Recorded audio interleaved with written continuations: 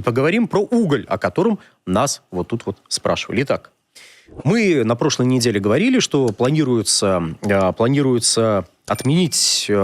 продлить отмену экспортной пошлины. Эти чудесные формулировки меня каждый раз очень радуют. Продлили отмену экспортной пошлины на угли. Антрацит и энергетический. Энергетические. На коксующиеся сохранились. Это, конечно, вот лично у меня не хватает этой государственной мудрости для происходящего. Коксующийся уголь – это порядка 10% из всех барок каменного угля. Именно поэтому он в обычных случаях на 50-60% дороже углей энергетических. Казалось бы, надо, конечно, обязательно снимать налоги. Но у нас все проблемы угольной отрасли, практически все, связаны с логистикой, с невозможностью провозить уголь на новые рынки сбыта. У нас закрылась Европа, у нас единственный разумный вариант – это поставлять в Юго-Восточную Азию, где растет спрос, в том числе и в Китае. Не справляется РЖД. У нас есть ровно один угольный проект, который ведет частная компания «Эльга-Уголь». Она строит Тихоокеанскую железную дорогу.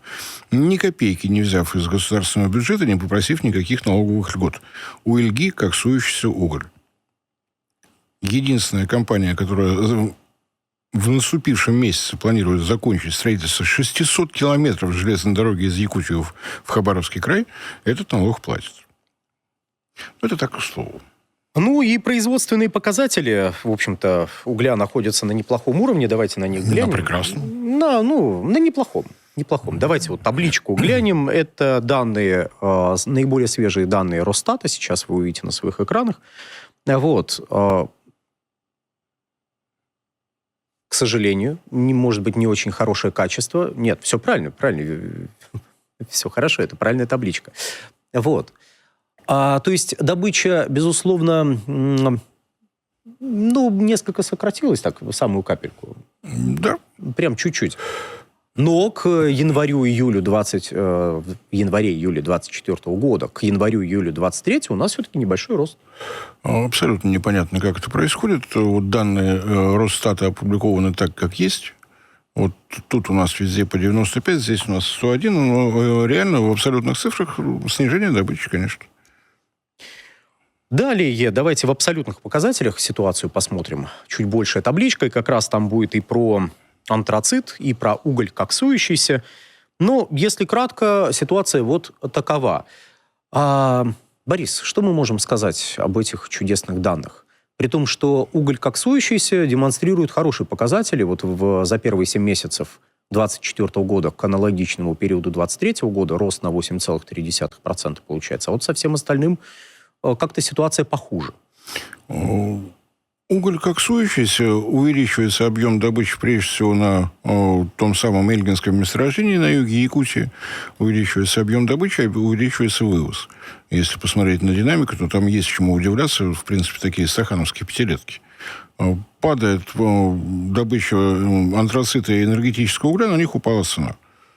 По сравнению с прошлым годом на 50%. На коксующийся уголь всего на 25%. Налог НДПИ, вычисляемый по австралийскому углю, я ничего не путаю, добываем уголь в Кемерово, платим налог в зависимости от того, как дела в Австралии.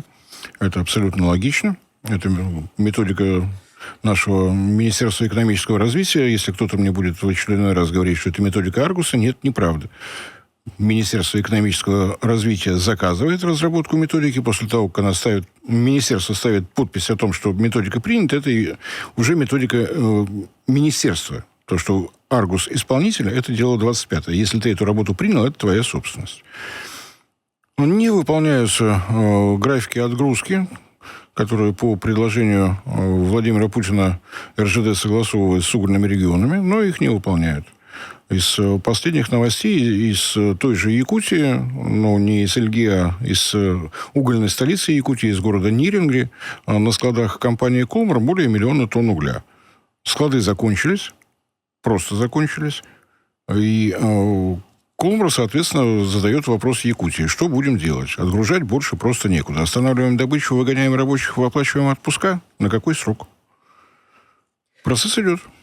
По данным Росстата, еще и прибыль угольных компаний Российской Федерации в январе-мае, это наиболее свежая в данный момент статистика, в январе-мае 2024 года снизилась в 27 раз. Ну, я высчитывал. Более чем на 90%. У меня 30% получилось. Ну, ладно. Ну, Росстат, Росстат может быть, точнее, я все-таки от руки. 20, ну, в 27. Ну, чуть более чем на 90%. Чуть-чуть. Самую капельку. По этому периоду за прошлый год 240 миллионов, в этом году 9. Тогда Миллионов? Миллиардов рублей. Миллиардов рублей, извините. То есть, в принципе, можно расходиться. Если да, ну, это не только падение цен на мировом рынке, это введенные импортные пошлины Китая, 6% на угли энергетических марок, 3% на коксующийся уголь. И, разумеется, немножко выросшие расходы на логистику, на классический маршрут Кемерово, порты Дальнего Востока и обратно. А вагоны надо оплачивать в два конца, пустые и полные. Если сравнивать январь 22 года, расценки выставили, январь 24 рост расходов, рост тарифов, так скажем, 77%. Вот все вместе это приводит к тому, что мы наблюдаем надвигающийся потихоньку кризис в угольной отрасли, в которой, напомню, занято более 150 тысяч человек, и количество моногородов, которые завязаны на уголь, надеюсь, напоминать не надо.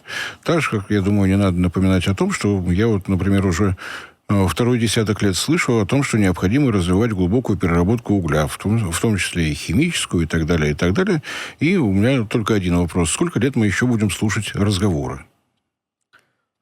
Ну и завершая эту тему, наверное, заметим, что, как и во всех остальных направлениях, нам необходимо развитие, кроме переработки, развитие транспортных путей. И, напомню, ровно один транспортный маршрут, который развивает угольная компания, благополучно обложен дополнительными налогами. Хотя очевидно, что по завершении строительства Тихоокеанской железной дороги уголь эльгинского месторождения уйдет с БАМа, освободив тем самым его квоту порядка 30 миллионов тонн. То есть вся страна вздохнет свободнее, потому что будет увеличена провозная возможность БАМа не за счет расширения возможностей, а за счет того, что один из грузоотправителей просто уйдет на свою дорогу. Не поощряется никоим образом. Отдельная история, что, я не знаю, вытянет ли Эльга уголь, но она действительно не просит никаких налоговых льгот. Она не просит денег ни из каких фондов, работает исключительно на собственные и на заемные деньги. На заемные деньги проект Тихоокеанской железной дороги стартовал в 2022 году. Тогда ставка рефинансирования была 4,5%, сейчас она немножко выше. Ну, я предлагаю тут еще на пару вопросов. У нас тут острые вопросы появились.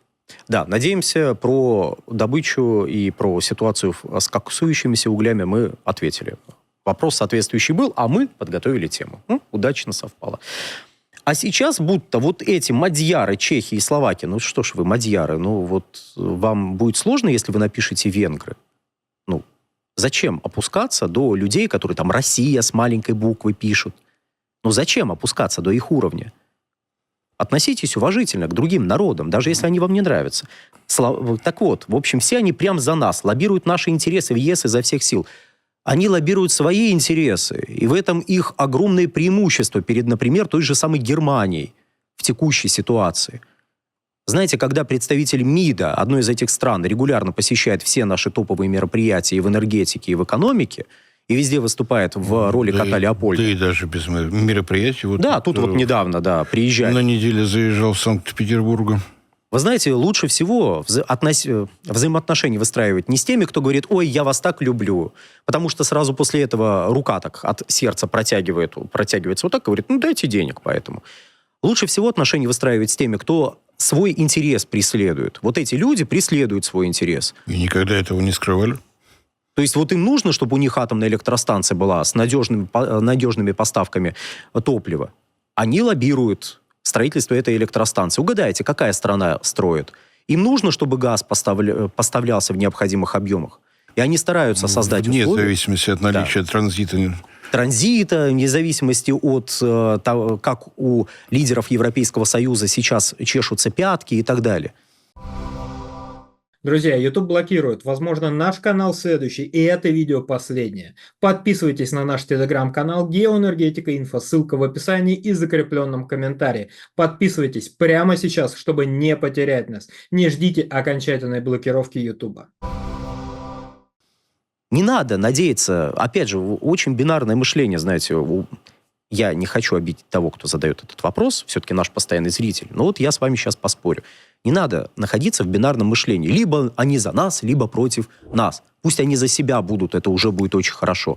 Если бы Германия была за себя, а не непонятно за кого, знаете, сейчас бы ситуация тоже была бы несколько иной. По поводу того, что они горюче-смазочные материалы Украине поставляют, есть такая штука, как европейское законодательство. Опять же, к сожалению, нельзя рубануть шашкой, чтобы все было здорово. В рамках этого европейского законодательства наложены санкции на нефтепродукты, которые получаются из российской нефти. Чехии, Венгрии и Словакии дали разрешение на импорт российской нефти, такой, знаете, бессрочный. Вы стараетесь избавиться от зависимости. Да, по трубопроводу «Дружба» поставляется эта нефть. Но они перерабатывают эти объемы. Часть они потребляют на своей территории, но они они производят больше нефтепродуктов, чем им нужно. То есть вы не можете полностью свести баланс и по мазуту, и по авиакеросину, и по прочему. Произвести ровно столько, сколько надо вам. А продавать никому нельзя эти нефтепродукты, кроме... И вот тут 9-й пакет санкций открываем, читаем, и там прямо сказано, вы можете продавать только туда. То есть они бы, может, и рады бы продавать соседям каким-нибудь другим, более... Ну вот и от них это требуют. Представляете, у них тоже несколько сложная ситуация. Но вспоминаем про вот этого клоуна, который высказывался про прекращение транзита российской нефти с 1 января 2025 года. Как ему приходилось оправдываться, как ему приходилось говорить о том, что ну да, мы тут транзит продолжаем, но это, вы знаете, взятые на себя обязательства. Интересно, правда? Так вот, следующую тему. Можно бы, конечно, оставаться в угле. Так. Не, в угле мы в нем будем оставаться в ближайшую пару сотен лет, я в этом нисколько не сомневаюсь. Только что удалось завершить со второй попытки конкурс по отбору строительства мощностей на юге Сибири. 3 проекта, все 3 угольные. И вот к моей, действительно, не скрываю, удивлению смелости нашего нового министра энергетики, он заявил, что угольная генерация дает возможность развиваться такому региону, как Сибирь. Достаточно мощно сказано. Есть множество жалоб по поводу экологии угольных электростанций, но я почему-то очень надеюсь, что и те компании, которые выиграли, а в числе их компания «Интеррау» и Министерство энергетики, вспомнят о технологической платформе, чистая угольная энергетика и новые электростанции будут действительно работать в совершенно новом режиме. Это масса технологических направлений. Я думаю, что все они будут воплощены в этой новых электростанциях. Ну и хочу напомнить о новых регионах. В 50-е, 60-е годы наше машиностроение угольное было действительно впереди всей планеты. Мы производили то, что во многих других местах производить не умели просто. Потом был провал 90-х годов, когда никому ничего не было надо. Сейчас последний такой комплексный анализ того, что у нас происходит в машиностроении угольном, то есть что работает в шахтах, что работает на угольных разрезах. Зависимость по импорту в 2021 году по шахтному оборудованию 85%, по карьерному более 60%. И вот здесь у нас возвращаются те регионы, которые долгие годы советской власти обеспечили все Министерство угольной промышленности своим оборудованием. Это действительно для них большой шанс, потому что проблема импортозамещения в угольной отрасли становится все острее. Очень нехороший пример у нас есть. У нас должна была начаться еще в прошлом году добыча угля на Таймыре, сыродосайское месторождение. Проект сдвинули вправо, потому что все оборудование было заказано в Соединенных Штатах. И теперь компания «Северная звезда» старается разместить все эти заказы так, чтобы получился необходимый им комплект внутри России. Вот чтобы таких проблем ни у кого не возникало, конечно, необходимо вспомнить, что такое Донбасс. Это не только уголь, но и продукция машиностроения крайне востребованная. Так, нам тут пишут. Пакет санкций эти же страны и согласовывали. Ну да. Если вам говорят, друзья, вы либо согласовываете, либо мы отзовем вот это временное разрешение на то, что вы получаете нефть. И придется нефть откуда-то еще закупать. Кстати, не просто откуда-то еще, а ваша компания, мол, к чертям разорится. И придется импортировать нефтепродукты из соседних стран. Посмотрите, многие хотят вам продавать нефтепродукты, учитывая, что мощности на территории Европы стоят недозагруженными. Если кому-то кажется, что там монолитный кулак в этом самом Европейском Союзе, который вот прям весь такой против России напрягся. Нет, это не так. Там каждый сейчас тянет одеяло в свою сторону. Германия пытается обобрать Австрию, Италию. Ту же самую Венгрию и Словакию тоже пытаются обобрать. И если сложатся условия, не смогли они избавиться от зависимости от российской нефти, а запрет был введен, и разорится компания МОЛ. Кто-нибудь всплакнет? Нет, наоборот, скажет: ой, как здорово, освободилось место. У нас мощности были недозагруженными, а теперь эти дурачки будут импортировать нефть. Вот если так будет поставлен вопрос, вы бы не согласовали? Это еще раз, не надо бинарно подходить. Черное, белое и все. Только такое вот есть. Знаете, там людям приходится лавировать. Я позволю себе напомнить, что Москва, Кремль выступает за создание многополярного мира. Многополярный мир – это не когда все строим в одну сторону, а когда у каждого есть свои интересы, но поскольку умеют друг друга слушать и относиться к услышанному с уважением, находят точки соприкосновения, выстраивают какие-то общие проекты. Если какая-то страна, какое-то государство не идет нога в ногу с Россией, это не значит, что это враг все непременно. Немножко призадумайтесь, а то у нас многовато врагов на планете появится.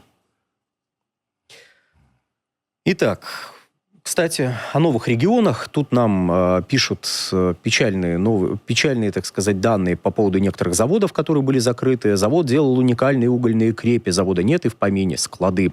У нас в Истре был завод «Углемаш», теперь магазин, магазин крупный. Да, печально. Это тот самый провал 90-х годов, та самая демократичная приватизация всего чего. Что такое демократизация всего чего? Это распродажа на основании каких-то там бумажек, названных ваучерами. Это отсутствие нагрузки у промышленных предприятий. С точки зрения энергетики, это снижение спроса на электроэнергию. Что такое снижение спроса на электроэнергию? Снижение спроса на уголь. Если мы уголь не добываем, то что же делать машиностроителям, которые обеспечивали и крепи, и подземные комбайны, и массу всего? У них нет заказов. А ведь можно всегда купить у Caterpillar и у прочих чудесных компаний. А тут оказалось не всегда. Как выяснилось. И опять же, процесс 90-х годов, это когда не было еще крупных угольных компаний, когда их было больше 200 маленьких, они делились, там и уголовные дела всевозможные заводились. Это на самом деле, как бы мы к буржуям не относились, нам действительно повезло, что в угольную отрасль пошли наши металлурги. Евраз, Мечел, Северсталь. Они строят свои вертикали, им нужен уголь. Благодаря им угольная отрасль хоть как-то удержалась на ногах. Начиная где-то года с 4-5 начался подъем. И мы действительно вернулись к тем показателям, которые были рекордными в РСФСР в 1988 году. Почти. Нам оставалось совсем немножко. Рекорд советских времен для РСФСР 445,3 миллиона тонн. В 1921 году было добыто 443,2. Еще надо поднажать. Дальше вот у нас эмбарго. Я снимаю свою претензию по поводу Мадьяр. Хорошо. Вы меня убедили. Нормальное обращение. Значит, последний такой вот вопрос, который по поводу газификации. Можно вопрос, а почему нельзя по газу сделать выгодным газификацию в России, там, где, конечно, это экономически целесообразно? Газификация РСФСР на момент 1990 года 40%, а газификация на данный момент Российской Федерации 73%. Давайте дальше При пойдем. этом надо учесть, что в советской статистике газификация за счет газгольдеров, то есть за счет емкости, куда привозили пропан-бутан, она тоже шла в статистику. Не, 40% это только сетевая. Если брать вот с этим, там будет больше. 45, то есть, если вы видите больше показатель, это как раз вот с баллонами, которые вам могли привезти, поставить. Если может довести баллон, это газифицировано. Теперь нет. Теперь это не считается газифицированным помещением. В общем, как-то так. Газификация, кроме экономической целесообразности, она требует еще сугубо физической. Очень сложно газифицировать неплотно расположенные населенные пункты при отсутствии подземных хранилищ газа. Я очень коротко описал состояние Дальнего Востока. У нас там нет ПХГ. Природа не расщедрилась. Выработанных месторождений там еще нет, потому что мы только начали газ добывать. Магистральный газопровод через Чукотку, Камчатку и Магаданскую область пройдет никогда, приблизительно. Не получится там с газификацией. И именно поэтому предыдущий монолог о том, что уголь необходим, и моя полнейшая солидарность с министром энергетики в том, что уголь поддержит развитие Сибири, она из этого истекает. Так, по поводу опять, ну, про нога в ногу, но если идут нога в ногу с врагом, еще раз, давайте вот на Петра Сиярта посмотрите, который тут к нам ездит, послушайте, что он говорит, послушайте, что он говорит там, послушайте, что там говорят про венгров, про словаков. Кстати, обратите внимание, тут как-то на лидера Словакии вот какой-то... Вот на некоторых лидеров просто компромат находят и говорят: дружок, смотри, вот ты на предыдущих постах что сделал, Шольц. Ну, неважно, какой-то лидер. А ты, дамочка, иди на батут. Да, некоторым лидерам надо подсылать каких-то поэтов, чтобы они... Это, наверное, потому что они все нога в ногу идут, да? Их поэтому там чехвостят, потому что они нога в ногу. Ладно.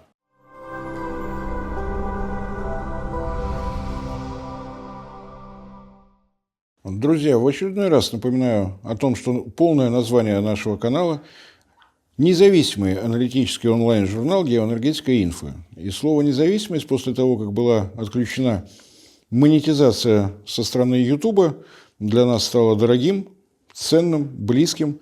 Для того, чтобы сохранять независимость, вы прекрасно понимаете, что в наше тревожное время необходимо прежде всего альтернатива, поиск спонсора, который будет задавать нашу новостную повестку, нашу, так скажем, стратегию и тактику, нам кажется не самым удобным. Поэтому напоминаю о том, что нас можно видеть прежде всего в нашем телеграм-канале, где мы стараемся сообщать все новости, касающиеся нашей работы, наших новых проектов. Вы нас можете видеть на портале ВКонтакте, вы нас можете видеть в Дзене, вы нас можете поддерживать за счет того, что у нас имеется страница на Sponsor.ru. Все это будет в описании под этим моим кратким вступлением с напоминанием о том, что если вы хотите, чтобы проект «Геоэнергетика Инфо» продолжал развиваться, нам необходима ваша помощь и поддержка. Большое спасибо за внимание.